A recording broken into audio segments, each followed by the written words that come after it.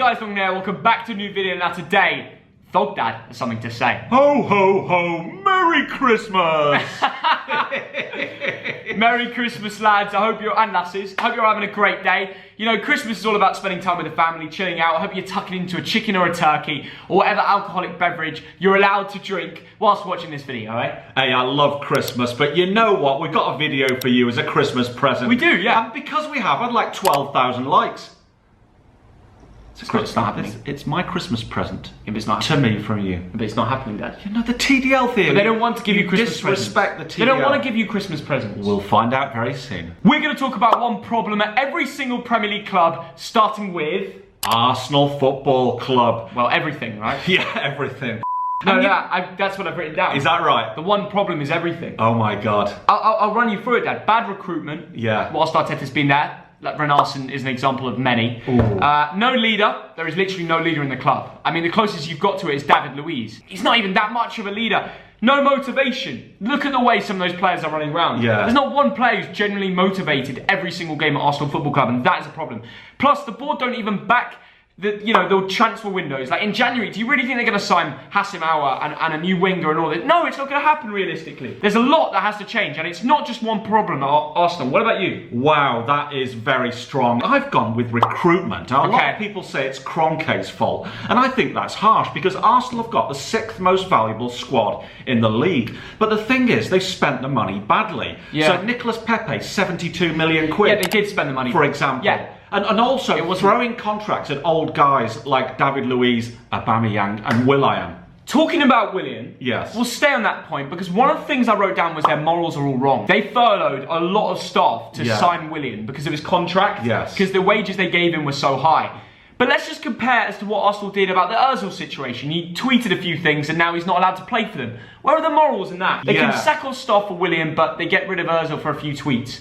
Don't really know. There's a problem at Arsenal this year. Yeah. Now, you see, I think the problem is with the director of recruitment. Buy the right players at the right price, including some attacking midfielders. And what did they really see in Alex Renarsson? Like, after watching him on his debut, or one of the game we watched yesterday, it wasn't great. Let's be honest, 2 mistakes, they lost 4-1. Hey, we could make a whole video about this, but let's move on. Aston Villa now, and I'd say the one problem is over-reliance on Jack Grealish. Fair point. Now, this season, they've made a couple of good signings. I'm thinking Martinez in goal, Ross Barkley on loan, Ollie Watkins. But even so, you're still relying on one brilliant player. No, it's true. And that's not good enough. So I've gone for something different because I was thinking about that, but I knew you'd go for that. So I've gone for their bench being too weak. Yeah. Aston Villa have some very good starting lineup players. But let's talk about West Brom away. I know they won 3-0 with their starting lineup, but the bench is the problem. Here's the players they had sitting on the bench for that West Brom away game. They had a goalkeeper, fair play, 4 defenders, 3 central midfielders, and Keenan Davis. Wow. That's it. No winger, no attacking midfielder, nothing that no one could bring to the team. Okay, let's scenario plan here, Dad. Imagine Jack Grealish was injured in that game. What are you going to do? Seriously, what are you going to do? Yeah, that's a... Who on the bench can you bring on to actually give a runabout for? That is a very fair point, and I think our 2 points are very closely linked. Brighton and Hove Albion now, and their problem is winning games. Yeah. And they've been playing well so many times, but the likes of Maupay just can't put the ball in the net, and it's that simple, Theo.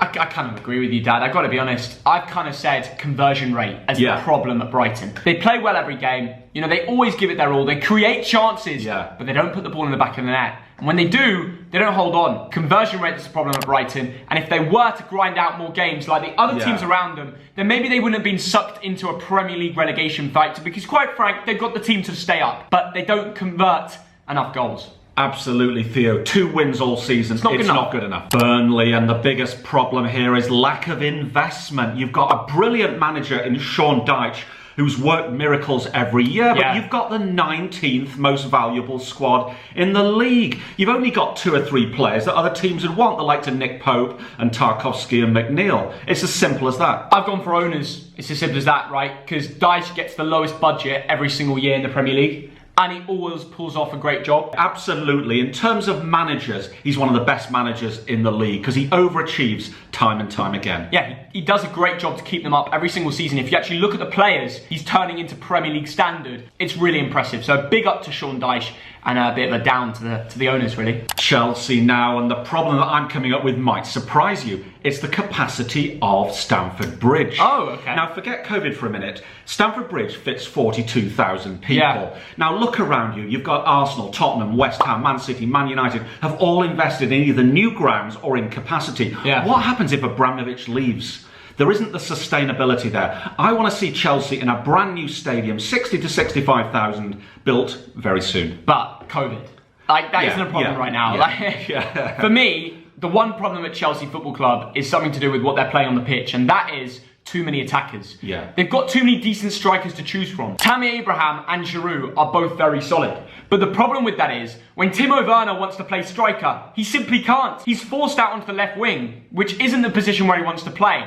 And he doesn't play as well there. People say this season that Werner's been overrated. He's, missed all these chances. To be quite frank, he wants to play as a number 9. He wants to be the striker. Yeah. And he's not playing there. It's where he played at Leipzig with 2 strikers. And I know sometimes in game they kind of shift to that. Werner wants to be the striker, and he's not being played there. That is the problem. Too many attackers to choose from, and you've got to blame the recruitment team, don't you? Yeah. And Havertz has even shifted out to right wing. That's not his position. Crystal Palace now, and last season I would have said the problem is goals, but this season Zaha, Eze, Benteke are banging in goals. This problem is at the other end. It's keeping clean sheets. You reckon? Roy Hodgson has got to fight, he's got to strengthen his defence and bring in some good young defenders. I agree with that, Dad. I think you made a good point there. I would have gone with that, but I thought something else. What's the answer after Roy Hodgson? They've got a 73-year-old manager. Who do they have in line? What is the next plan? When you've got a manager that old, if I was a Palace fan, I'd be worried. Yes. Because you'd have seen how older managers have been affected when they've left other clubs like Arsenal, United, Villa and Sir Alex. I know it's a different kind of situation for them because they've been there forever. But Roy has, you know what? Like, if he leaves, what is the plan? Yeah. That's the problem at Palace, I think. Now, he is a legend of the game, but an ageing manager and also an ageing squad. Right. And one criticism of Roy is that he doesn't invest enough in youth. And I think they did well with that's a Eze. fair criticism. Yeah. Well, they risked it on Eze and that came off, so maybe he'll do that more often. But Everton now, and I think their problem is the strength of their bench. Now, Seriously. I think Everton have invested very well in the first team. Yeah. Allen and Decore and the likes of Godfrey and James, of course. But when you look at their bench, when they have injuries, there isn't enough quality on the bench. That's interesting. Well, I wouldn't have said that because I think a few of the other lads that were in the first team shifted onto the bench when they came in. I'm saying the problem at Everton is James Rodriguez is simply too injury prone. Yeah. It's a simple one, but I think it's true. When he's on the pitch, he's one of the best players in the Premier League. He's creating, he's making chances for DCL, Richarlison. They play so well as a team when he's fit. Right now, he's injured. The problem is, when a player's that good and is injury prone, you get too reliant on them. So when they're not playing, it's a completely different system. And actually, fair play to Alex Iwobi, who's come in and had to play in a more advanced role since James has been injured. And he's done all right there. He's created a few goals, DCL, that assist versus Arsenal, stuff like that. He's done all right, but when James is back, you will really see an uplift and more goals being created for other players. And that's the serious difference. When he's too injury prone, they're too reliant on him. That's a very good point, but I'm thinking longer term. I'm thinking to the next 5 years.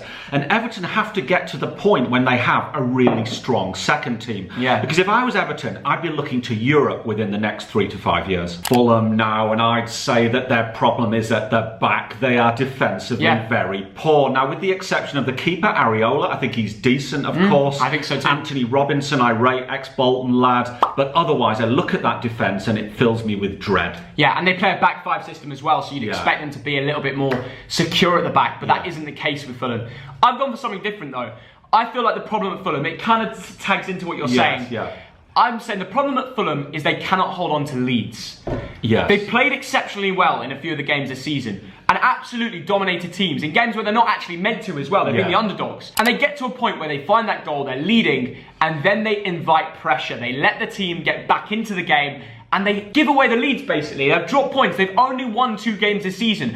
And those examples of games where this has happened is Liverpool at home. Yes. They let Liverpool get back into the game. They could have kept attacking, find a second. Another example is Newcastle away. They went 1-0 up. I know they got the goal from the penalty spot, but if Fulham went and got a second, they could have killed it off and got a 3rd win. It happens, and I think that's a problem that Scott Parker can really change around, and they'll stay up. that's a very fair point, but I think it all comes down to strength in depth or lack of. There's too much reliance on Mitrovic when he starts. Lookman, Loftus-Cheek. He's not even in the team anymore. I know, that's the trouble. So really, it's all about investment. They need to invest more heavily if they want to stay in this division. Leeds United now, and once again, I've got to say the defence. They are the leakiest team in the division with 30 goals conceded. That's mental. And what we saw against Man United, the way Leeds play when they're not in possession is they man-mark. Yeah. So what Ole did was an absolute masterclass. Scott McTominay. Hey, masterclass. Yeah, Daniel James. Fast, direct players who can just beat the Leeds system. Right. And I think other teams will learn from that. Yeah, I agree. It is a bit of a problem, but I've gone for something different to be different, right? And the thing I think that would really upgrade them, and as has been a problem this season for Leeds, is having no fans at home games. Yeah. They've never had an opportunity to get home fans in the ground this season. And I think that's really affected Leeds, because if we go to the Championship table last year and we look at home form, they're in first place, best in the league. Ellen Road can be an absolutely horrible place to go for the away team. You know, the home fans really get behind the team and they get them going. Sometimes they're twice the team because of the home fans. And this season, because of COVID, they've not had one game where they can even have a limited number. And that, I think, is the reason their home form hasn't been as good this year. Don't get me wrong. They did just beat Newcastle 5-2, but apart from that, overall, they've got 2 wins, 2 draws and 3 losses at home. And I'm sure it would be better if they had fans at home. Very good point, Theo. They'd be marching on together. Absolutely. But I suppose you could apply that logic to most of the teams. Yes, but I feel like Leeds fans at home are louder and get behind their team more than, let's say, Arsenal. I didn't say anything. What did I say?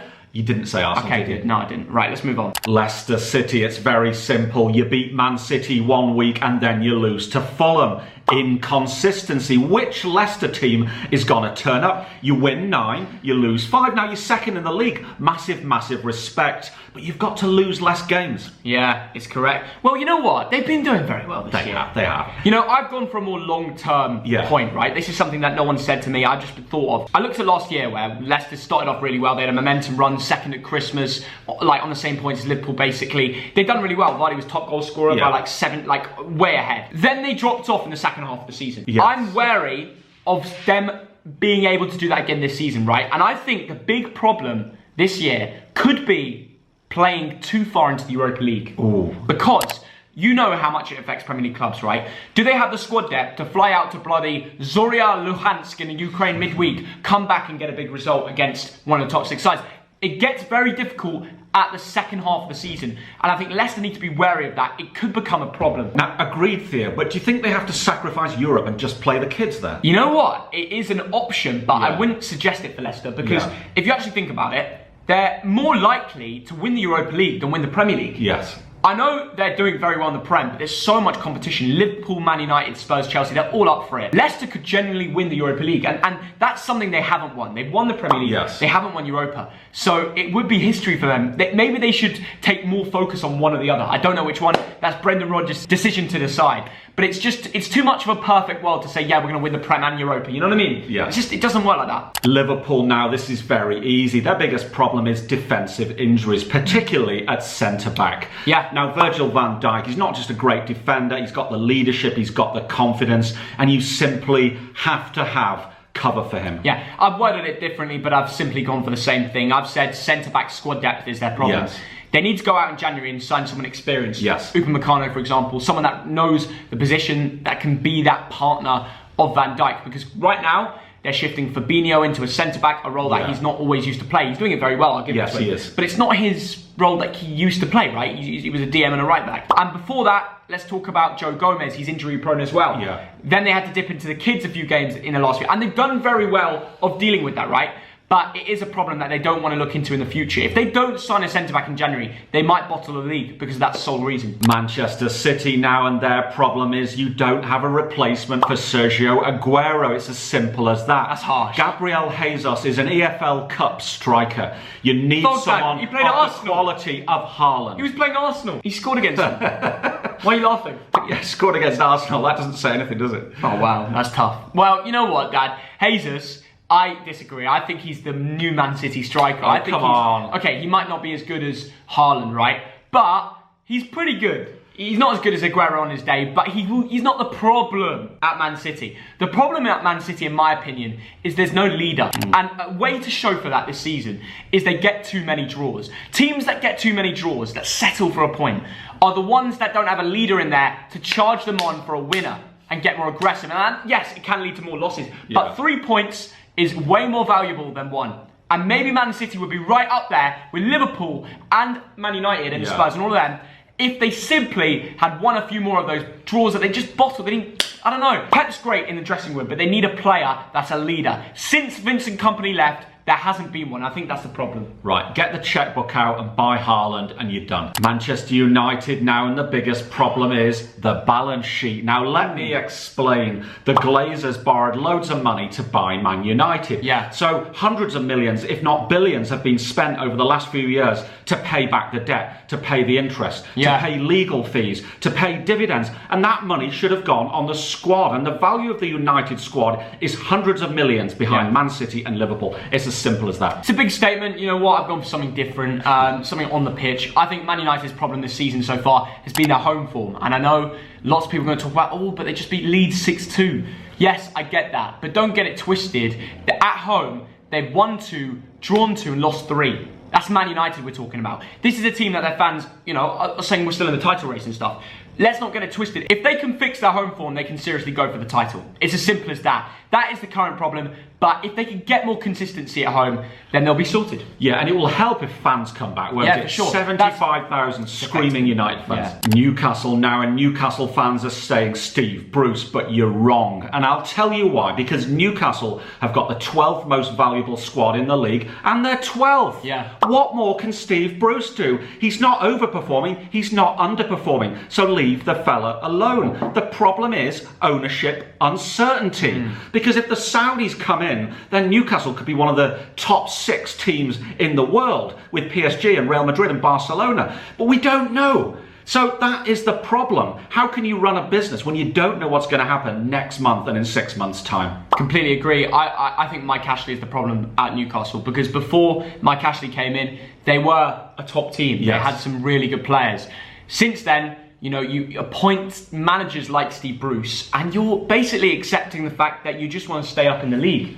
You're not looking to win the bloody thing. And that's what Newcastle fans want. They want to be a top 10 club at least. They want to be fighting for Europe. They want to be back where they were before. And that is where they've got to be. And to get there, the ownership has to change. So for me, that's the problem. Simple as that. Sheffield United now, the Blades, and the problem here is that opposition teams have worked them out. Now, last season they were fresh, they were unique, they did weird things like overlapping centre-backs and all of that. And of course they had O'Connell, they had Dean Henderson. They had fans. But really this season, people know, opposition players know what they're about. Yeah, it's true. But for me, I think the problem is, at Sheffield United, is Chris Wilder's stubbornness. He hasn't changed many tactics. He only recently tried one thing recently.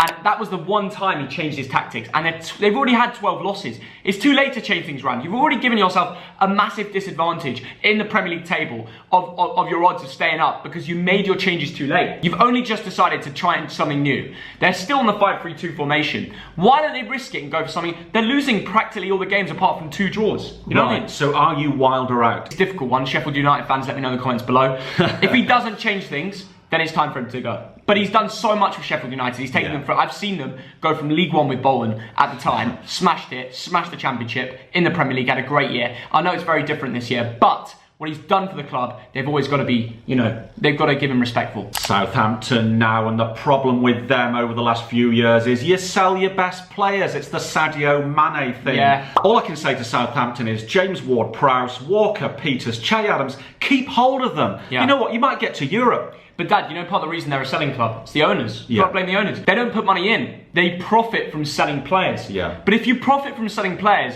you're going to massively disadvantage yourself once they're gone. And you're going to take a bit of money out, you're going to make a profit, fine. But if you run like that, you're never going to be a regular top 4 finisher in the Premier League. That's where Southampton could be if their owner decided to put money in and back the players. Because what Hasenhuttl has done with what he's had is absolutely brilliant. If he had a bit more backing, they could be a serious contender for Europe every year. Spurs now, and your problem is very simple. It's over-reliance on Harry Kane and Heung-min Son. Completely agree. And there's players out there like Dele Alli, Gareth Bale, Lo Celso, Bergwijn, etc., who aren't delivering when they get the chance. It's as simple as that. Agreed, Dad. And that is the problem at Spurs. You could also say defending set pieces sometimes. But their reliance on Kane and Son is the reason that they bottled a few of their games. Listen, when they relied on Bergwijn to score that finish, to go 2-1 up late on against Liverpool, he hit the post. You know, there's been times where they brought on Bale to make the difference. He hasn't. It's not the Bale we saw at Real Madrid and last at Spurs. They can't rely on anyone else apart from Son and Kane, because they're not producing the goods. They need to make something click at Spurs, or they could be in for a bad run of games. West Bromwich Albion, and once again, it's very simple, a lack of investment. Now, your squad value is about 102 million quid. That is 20th in the Premier League. You've only got 2 players that are worth 10 million, Diangana and Pereira. Spend money. Give money to Sam to spend. Well, I know, you basically said the owners there, haven't you? Yes. Yeah, they're the problem. They are the problem, West Brom. So many West Brom fans said to us, like, these guys didn't even turn up to the game where we got promoted. Shocking. Like, they don't care. They want us to be a yo-yo club. They don't have that care to keep us up.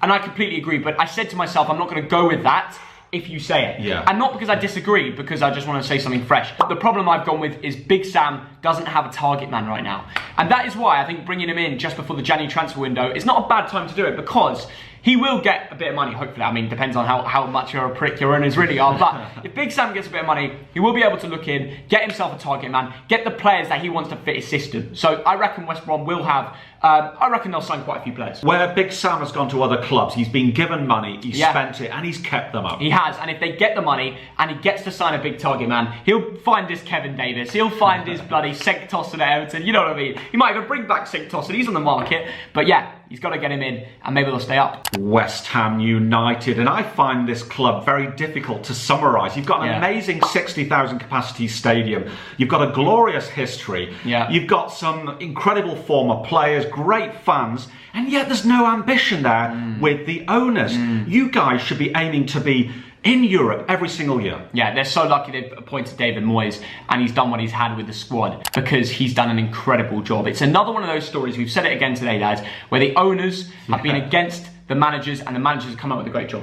Yeah, don't settle for mid-table mediocrity. You're better than that. Yeah, if the owners backed it, then West Ham could really do something special. And finally, Wolverhampton Wanderers, and the problem here is Raul Jimenez is injured. And on top of that, you've sold Diogo Jota. Where are the goals going to come from? It's so true. It's a problem. And I've gone with the exact same thing. You know, since he's been injured, Nuno hasn't cracked the code yet, has he?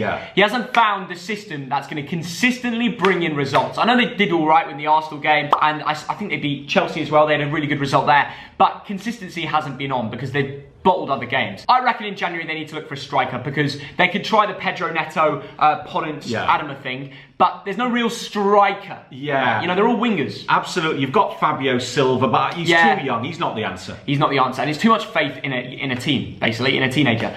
You can't do that. No. Right, that is it. We've done all 20. If we've got something wrong, or you want to give your own opinion, just go down to the comment section down below. Me and the old man are going to be replying to comments, liking comments. I don't know how we're going to hit 14,000 likes. If we do it, then I might as well buy him a Christmas present or something. Yeah, but just buy me a beer. Yeah, just buy you a beer. Right, thank you so much for watching this video. Everybody have a great Christmas. Tuck into your turkeys, your Christmas dinners, whatever you got. Tell us your presents in the comments down below. Hopefully not too much alcohol. Especially, yeah, there we go. Right, have a good one. Take care. Merry Christmas, guys. See ya.